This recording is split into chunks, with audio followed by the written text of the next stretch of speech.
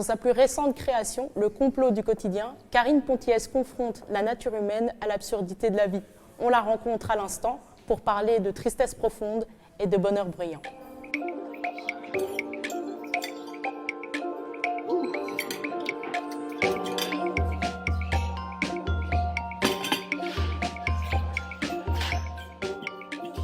Bonjour Karine Pontiès. Bonjour, enchantée.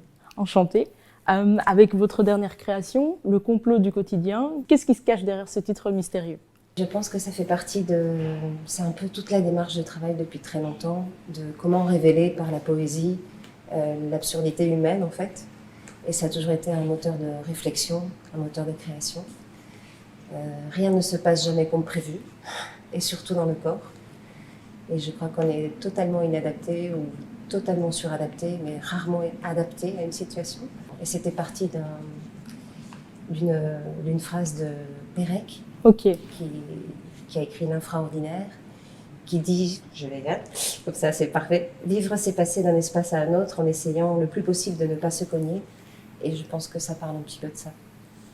Et pourquoi vous avez eu envie de nous raconter ça, de parler de ça, De justement? parler du complot du quotidien. C'est aussi par la rencontre. C'est des deux interprètes qui m'ont choisi, et du coup que j'ai choisi parce que je les aime beaucoup, Ouais. qui ont une façon totalement décalée d'être au monde, et qui ont un langage très très particulier tous les deux. C'est Ares D'Angelo et Martina Martinez Barjakova. Et il y a une espèce de bataille de l'entre-soi. C'est comme si le corps était quelque chose qui cherchait toujours, comme une prise de parole, mais fait de sursauts, de balbutiements, de bégaiements, pour trouver vraiment un langage, comme une pensée en mouvement. C'était quoi votre source d'inspiration?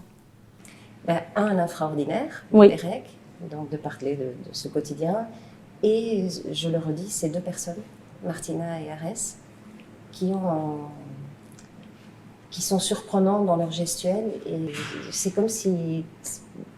Je dis toujours aussi ne pas parler de nous dans le monde, mais parler du monde en nous. Oui, ok. Nos réflexions, nos allers-retours. Et c'est comme ces décors qui sont contrariés. Et dans cette contrariété, ils parlent. En fait, c'est vraiment des prises de parole sur des doutes, sur des façons d'être au monde. Et il y a beaucoup de poésie. Mais c'est une façon d'être radicalement au monde. D'accord. Et comment on explore ça à travers la question des corps, de la danse? En cherchant. Donc j'ai une façon de travailler peut-être un peu particulière. On a une centaine d'heures d'improvisation par pièce. Et je travaille un peu comme un cinéaste. Je vais chercher des fois les improvisations durent 2 heures. Donc on nourrit beaucoup l'improvisation de films, de textes, d'images, de peintures, de beaucoup de choses. Et à un moment donné, le corps il lâche des choses. Au début, on est performatif, on sait ce qu'on veut dire, hein, et puis on s'oublie, on se perd, Et dans ces moments-là, il y a des moments magiques. Et donc, je prends 20 secondes, 10 secondes, je travaille comme un monteur. Il y aura un petit peu d'improvisation sur scène ou pas du tout? Non, mais on me demande souvent si c'est improvisé.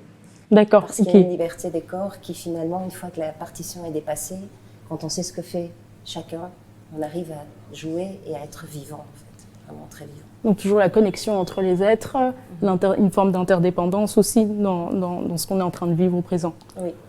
Il y a toujours de l'absurde, beaucoup d'humour, parce que c'est quand même...